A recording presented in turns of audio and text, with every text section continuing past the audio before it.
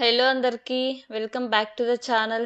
Smart works IPO గురించి discuss చేద్దాము. ఈ కంపెనీ ఏంటంటే different kind of office spaces అంటే రెడీ టు యూజ్ ఉంటాయి కదా, full furniture, internet, meeting rooms, cafeteria, gyms, ఇలా అన్ని ఫెసిలిటీస్తో కూడిన రెడీ టు యూజ్ ఆఫీస్ స్పేసెస్ని వీళ్ళు డిఫరెంట్ ఇండస్ట్రీస్కి వీళ్ళు లీజ్కి ఇస్తుంటారు. ఫర్ ఎగ్జాంపుల్ లార్జ్ ఇండియన్ కంపెనీస్కి, మల్టీనేషనల్ కంపెనీస్కి, స్టార్టప్స్కి, ఇలా వీళ్ళు ఫస్ట్ లీజ్కి తీసుకొని మళ్ళీ సబ్ లీజ్గా ఇలా డిఫరెంట్ కంపెనీస్కి వీళ్ళు లీజ్కి ఇస్తుంటారు.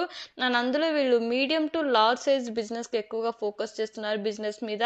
అండ్ దీంతో పాటు వీళ్ళకు 728 క్లయింట్స్ ఉన్నట్టు చెప్తున్నారు. ఓవర్ 1,69,000 సీట్స్ ఉన్నట్టు చెప్తున్నారు. అందులో 12,000 సీట్స్ ఇంకా స్టిల్ అవైలబుల్లో ఉన్నాయి. అండ్ 794 ఫుల్ టైమ్ ఎంప్లాయీస్ ఉన్నట్టు చెప్తున్నారు.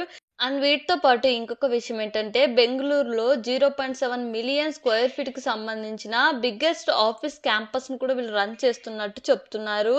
అండ్ ఈ కంపెనీ కూడా ప్రాపర్టీ ఓనర్స్ నుంచి లీజ్ కి తీసుకుంటారని చెప్పాను కదా, అది కూడా లాంగ్ టర్మ్ లీజ్ అగ్రిమెంట్స్ ద్వారా 10 to 15 years కి తీసుకుంటారు. ఒకవేళ ఆ స్పేస్ ఫుల్లీ ఆక్యుపైడ్ కాకపోయినా సరే వీళ్ళు పే చేయాల్సిందే. దానివల్ల ఫినాన్షియల్స్ మీద ఇంపాక్ట్ పడే అవకాశం ఉంటుంది. కానీ వీళ్ళ ఆక్యుపెన్సీ రేట్ వచ్చేసి స్ట్రాంగ్ గా మెయింటైన్ అవుతుంది, 83%. పాస్ట్ 3 years నుంచి ఎంటీ సెంటర్స్ అనేటివి లేవు. సో స్ట్రాంగ్ గా మెయింటైన్ అవుతుంది ఆక్యుపెన్సీ రేట్ అనేది ఇక్కడ.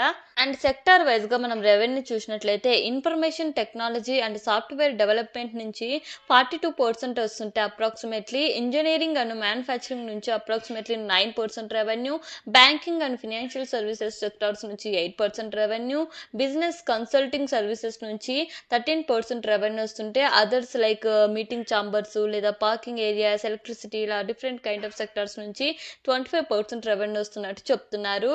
మనం లొకేషన్ వైజ్ గా ఆర్ఎల్ సిటీ వైజ్ గా మనం రెవెన్యూ చూసినట్లయితే పూణే నుంచి వీళ్ళకి ఆల్మోస్ట్ 57% రెవెన్యూ వస్తుంటే, బెంగళూరు నుంచి 45%, హైదరాబాద్ నుంచి 53%, ముంబై నుంచి 65% అండ్ అదర్ సిటీస్ నుంచి 48% రెవెన్యూ వస్తున్నట్టు చెప్తున్నారు. And coming to the financial data, రెవెన్యూలో అయితే వీళ్ళు ఫాస్ట్ గా గ్రో అయితే వచ్చారు ఇయర్ ఆన్ ఇయర్ లో. సో ఇయర్ ఆన్ ఇయర్ లో 26% గ్రోత్ కనపడుతుంది రెవెన్యూలో.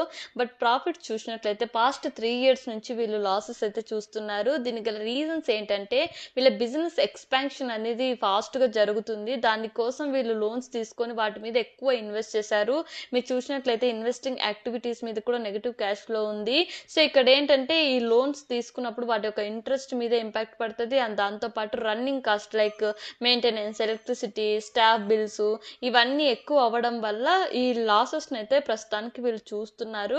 బట్ బిజినెస్ ఫెయిల్ అవ్వలేదు ఇక్కడ, వీళ్ళకి స్ట్రాంగ్ డిమాండ్ అయితే ఉంది బిజినెస్ పరంగా. సో దానివల్ల ఈబిటా మార్జిన్స్ కానీ రెవెన్యూ పరంగా గ్రోత్ పరంగా చూసుకున్నట్లయితే స్ట్రాంగ్ గా ఉన్నారు.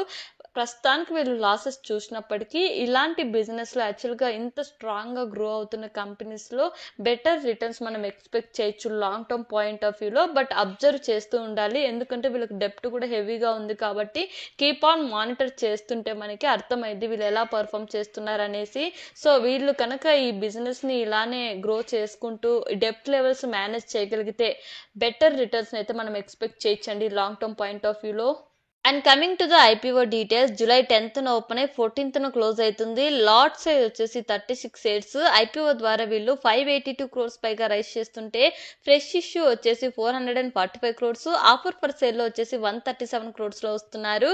అందులో 1 రీటైల్ మినిమం లాట్ వచ్చేసి 14,652 అండి. అండ్ మిగతా డీటెయిల్స్ మీరు స్క్రీన్ లో అబ్జర్వ్ చేయొచ్చు. And coming to the peer comparison అండి, వీళ్ళకంటే బెటర్గా పియర్స్ పర్ఫామ్ చేస్తున్నారు ఇన్ టర్మ్స్ ఆఫ్ రిటర్న్స్ పరంగా కానీ, మార్జిన్స్ పరంగా కానీ. అండ్ స్మార్ట్ వర్క్స్ ఏంటంటే ఇంకా గ్రోత్ ఫేస్లో ఉన్నారు. సో టెంపరీగా వీళ్ళు లాసెస్ అయితే చూస్తున్నారు. ఫ్యూచర్ కోసం వీళ్ళ బిజినెస్ మీద ఎక్కువ ఇన్వెస్ట్మెంట్ చేస్తున్నారు కాబట్టి, సో ఈ ఐపీఓ ద్వారా వచ్చిన మనీని కూడా వీళ్ళకున్న డెప్ట్ని రీపేమెంట్ చేస్తామనేసి చెప్తున్నారు. సో ఒకవేళ వీళ్ళకున్న ఆఫీస్ స్పేసెస్ ఫిల్ అయిపోయి లోన్స్ కనుక డౌన్ అయితే, అంటే వీళ్ళ డెప్ట్ కనుక డౌన్ అయితే మనం బెటర్ రిటర్న్స్ అయితే ఎక్స్పెక్ట్ చేయొచ్చు. So long term point of వ్యూలో బిజినెస్ పరంగా వీళ్ళు స్ట్రాంగ్ గా ఉన్నారు. అండ్ రెవెన్యూ గ్రోత్ బాగుంది, అండ్ బిజినెస్ ఎక్స్పాన్షన్ స్ట్రాంగ్ గా ఉంది. కాబట్టి నేను రిస్క్ తీసుకొని ఈ ఐపీఓలో పార్టిసిపేట్ చేస్తున్నాను. ఒకవేళ మీరు చేయాలనుకుంటే మీ ఓన్ అనాలిసిస్ ఆర్ఎల్స్ మీ ఫినాన్షియల్ అడ్వైజర్తో కనెక్ట్ అయిన తర్వాతనే డిసిషన్ తీసుకోండి. And as of now grey market premium అయితే 7% ఉందండి, ఇది చేంజ్ కూడా అవ్వచ్చు. అండ్ ఒకవేళ మీకు ఈ వీడియో ఇన్ఫర్మేటివ్గా అనిపిస్తే ప్లీజ్ సబ్స్క్రైబ్ చేయండి మన ఛానల్ని. And thank you for watching.